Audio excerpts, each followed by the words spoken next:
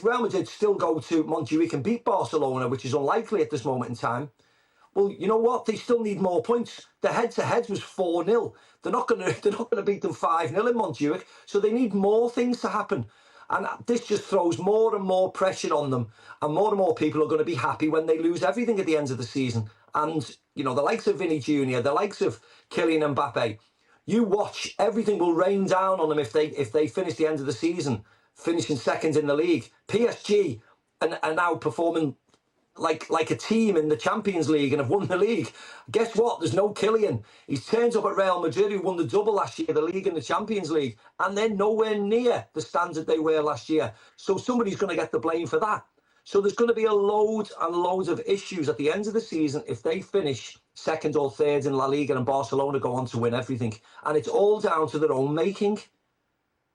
Meanwhile, Barcelona, and understandably so, have complete confidence in themselves. We've seen a quote from Lamine Yamal that's come out since the final saying, I spoke to Ronald Araujo when we were speaking in the hotel earlier. If they score 1 goal, no problem. If they score 2 goals, no problem. They cannot handle us this year. We have shown it. That's even how 17-year-old Lamine Yamal's feeling right now, Mario. Hey, listen, you know, this is football. You understand? When you're part of football, this is what happens. You know, you got to get, I mean, we're living in a world, right? And we're living in a country, clearly in America. When it comes about trash talk, this is one of the key countries that owns it. So for us now to see that in football, we have seen it a number of years. I'm sure, you know, all the guys who are sitting there. Yeah, we're always going to pick it, especially in England. I learned a lot of that. So there you go. All of the guys been in England. But when this happened, you understand, when I looked at the game, I saw 2 types of game. Because in the first half, I saw a team dominating this possession. You understand? And I was like, it was actually what Jamal was saying, like comfortability, you know, where the young and Pedri was playing. They were controlling the middle of the park. Second half, one change made everything different. Was the moment where Mbappe entered the pitch. The speed they used from Vini and Mbappe, the second half, changed the game for Real Madrid because they looked tired in the first half. Second half, I was like, wow, what happened here? They had everything in their hands. And then they lost control in the sense of like, because I saw Barcelona was pushed back because they had to do a lot of running to try to keep up with them. And that was the question where I think they really made the mistake, because in the extra time, everything turned back to the way Barcelona wanted it. They controlled everything and they won. And that is exactly what Jamal said. They cannot handle this season. They have not beaten them. Barcelona has always came on top. Why that happens is because when you see, you know, like you take Pedri off, you put Garcia on. When you have that, you understand, Torres comes on, change the game. When you have that capability of making sure that you let someone enter the pitch and brings even better than what you already have, yeah, then you are definitely a great team. And as Maka just mentioned as well there, Stevie, it is actually in Barcelona's hands. But even saying that, there is another Clásico to come. Barcelona have beaten them on the 3 occasions that they've played them this season. Can you see Barcelona winning it again? Absolutely. Yeah, other than a, 25-minute spell, over all these games, they've been totally and utterly outplayed and outclassed. And now they're going to step on the field, probably without Bellingham and without Rudiger.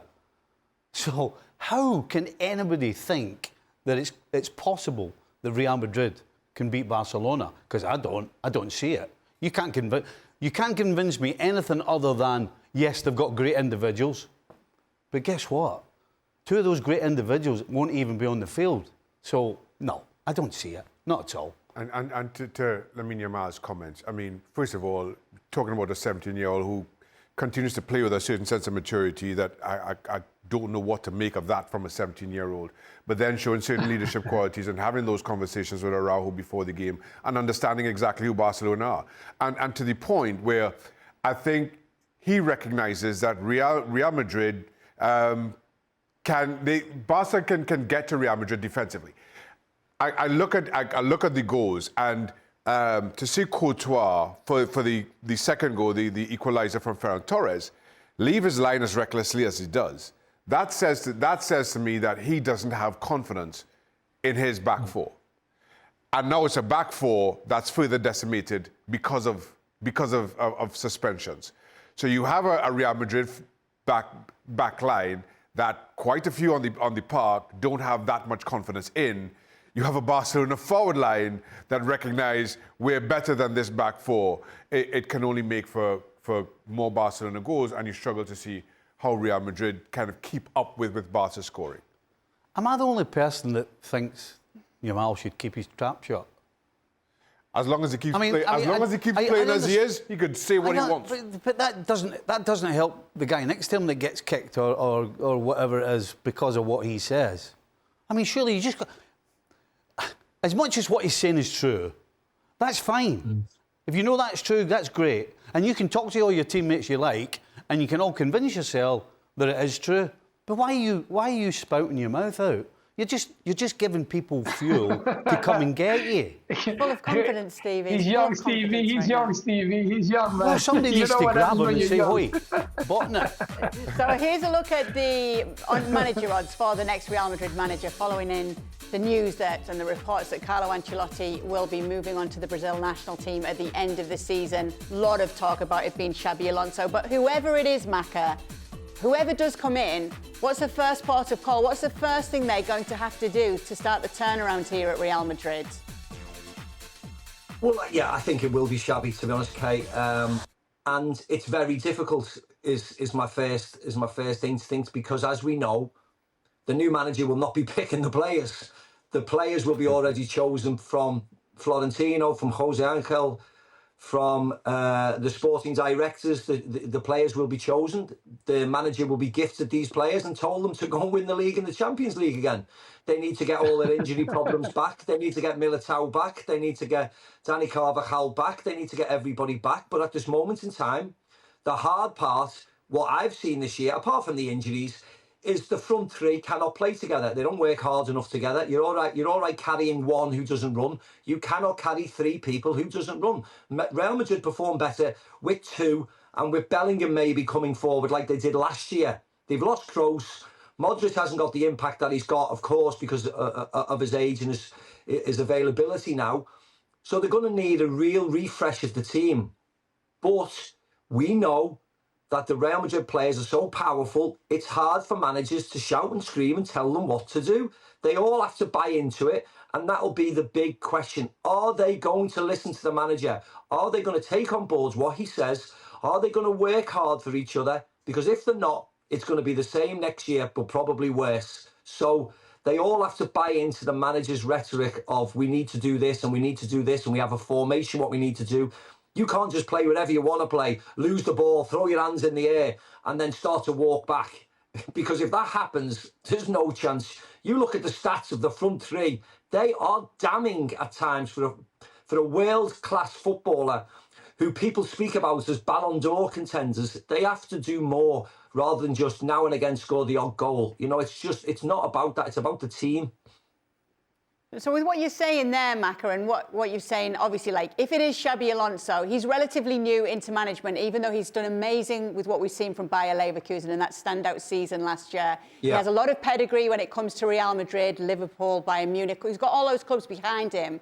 But you're saying these players are so powerful. Do you think they will respect and listen to Xabi? I think they will, but I think the orders are going to have to come from above to say, look, he's in charge. He's in charge. You have to listen to him or you're out the door. But we know in the past that has never happened. The manager shouts at a player and drops a player in the past. The player goes around the manager's back and complains to the president. That has to stop.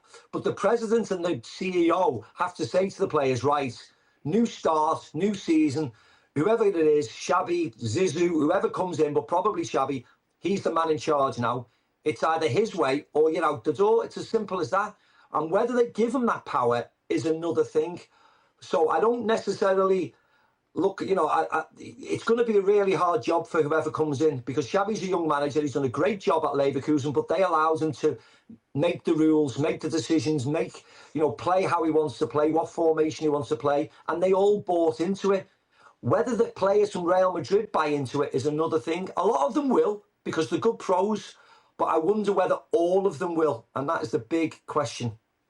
Well, we all need to take a deep breath and get ourselves ready because it's less than 2 weeks until another Clásico in La Liga. Barcelona taking on Real Madrid May 11th, 10:15 a.m. Eastern for kickoff, but our coverage will begin at 9. You'll be able to see the game on ESPN and ESPN+. And here's La Liga's schedule coming up this weekend, all kicking off on Friday. Real Madrid will be back in action on Sunday. They're taking on Celta. The day before that, it will be Barcelona away to Valladolid.